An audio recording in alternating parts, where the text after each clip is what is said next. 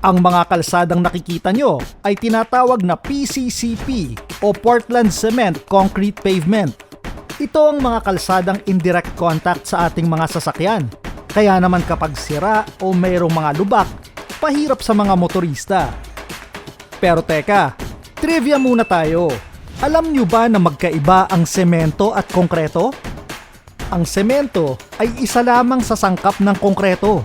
Samantalang ang konkreto ay ang saktong timpla ng pinaghalo-halong semento, graba, buhangin at tubig. Mahalaga ang mga ito. May silbi sa buhay mo. Gusto mo malaman kung paanong ginagawa ang mga ito? Panooring mabuti dahil ganito ang tama.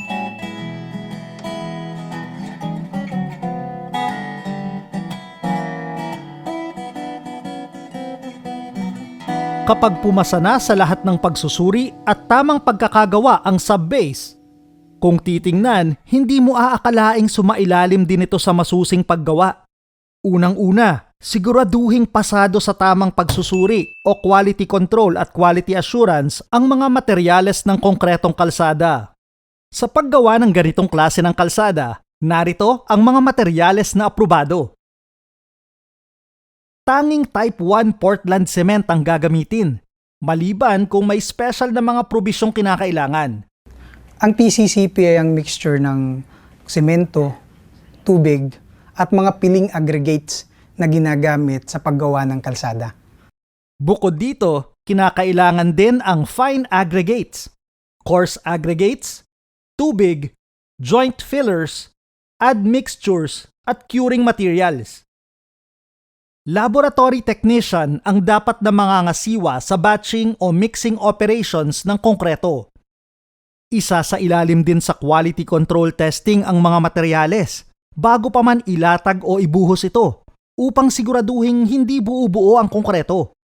Dapat ding sakto ang dami ng tubig at semento o water-cement ratio, maging ang temperatura nito. Ang konkreto, meron niyang tinatawag na design mix. So, hindi ibig sabihin na kung ano ang pagkakagawa mo ng mix dito sa isa ay magiging pareho na sa lahat. So, dinidisenyo ang bawat mix depende sa klase ng materyales na available o nakikita natin sa site. Example, sa bawat rehiyon, may kanya-kanyang materyales at may kanya-kanyang katangian ang bawat materyales. Kaya siya dinidesign. Dahil ang design mix ay isinailalim sa laboratorio para makakuha ng tamang strength ng konkreto. Ngayon, ang disenyong ito na kung saan nakasaad kung ano yung lakas ng konkreto ay dapat masunod sa site.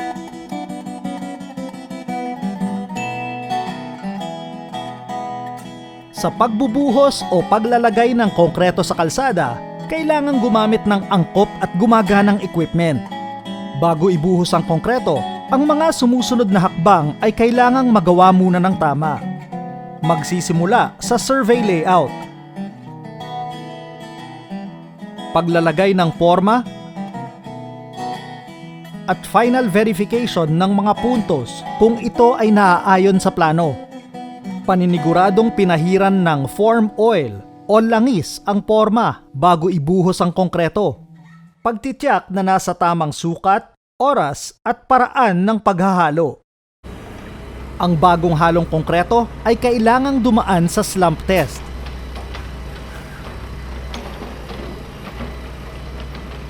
Kapag pasado na, maaari na itong idiretso sa project site.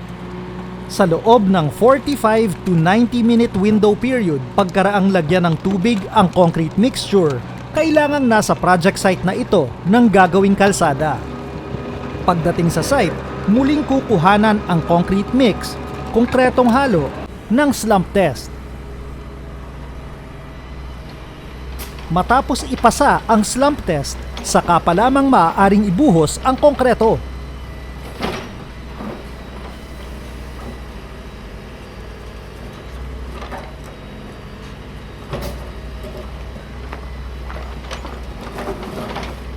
Siguraduhin gumamit ng concrete vibrator para mahalo ng wasto ang konkreto at maiwasan ang ampaw.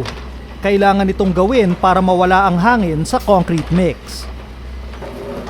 Kada 75 cubic meters na ilalatag, dapat ay kumuha ng 3 beam samples para sa pagsusuri. Ang mga beam sample na to ay kailangang i-cure at i-subject sa flexural test. Kailangan kung ano ang lalabas na resulta ay kapareho o mas higit doon sa kinakailangan.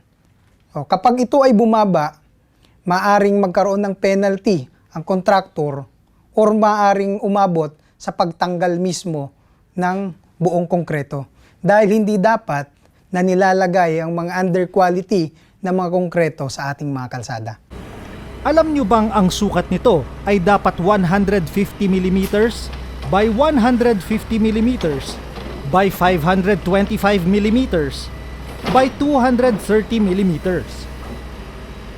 Hintayin munang mag-bleed ito at matuyo ng kaunti bago ang floating. Kapag nakamta ng tamang tigas, maaari nang mag-broom finish sa surface ng konkreto. Ang broom finish ay ginagamit or ginagawa para magkaroon ng rough surface yung kalsada. Ito ay para magkaroon ng friction or pagpipigil doon sa gulong kapag tumitigil yung sasakyan.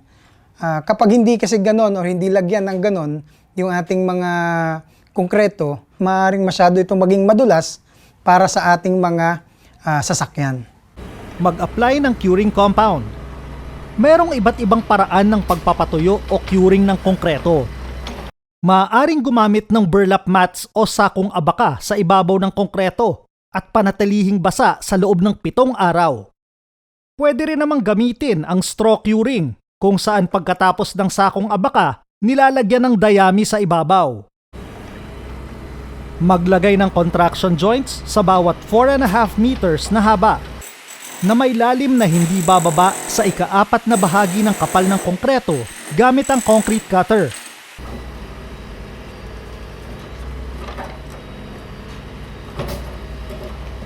Kinakailangang magawa ito sa loob ng 12 oras. Ang contraction joint or weak and plain joint ay ginagamit bilang load transfer device. Hinahati-hati kasi natin yung konkreto kada bloke, kada every 4.5 isang bloke, para doon magsisimula ang pag-crack. Ang konkreto talaga ay dinesign para mag-crack, pero ginagawa mo yung cracking at every 4.5. So, inunahan mo na ngayon yung crack. Kailangan din, habang ginagawa mo tong cracking, masiguro na yung load na ibibigay o ang bigat na binibigay natin doon sa konkreto ay matra-transfer doon sa kabilang bloke. 24 na oras matapos ang pagbuhos ng konkreto, maaari nang maingat na alisin ang forma nang magamit sa susunod na pagbuhos. Ganito ang itsura ng mga kalsadang hindi maingat na inalisan ng forma. Matapos gawin ang kalsada, kinakailangang pumasa ang mga sample na nakuha sa flexural bending test 14 na araw matapos ang buhos. Maaari nang buksan ang kalsada sa mga motorista. Pero, tandaan, sa kahit anong road construction, kailangan mayroong traffic safety. Para iwas disgrasya, importanteng mayroong warning devices, ilaw, maging watchman o bantay na mag-a-assist sa daloy ng trapiko.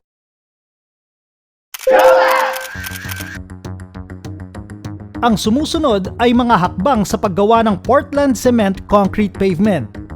Kung naintindihan niyong mabuti, kaya niyo kayang pagsunod-sunurin ang proseso nito?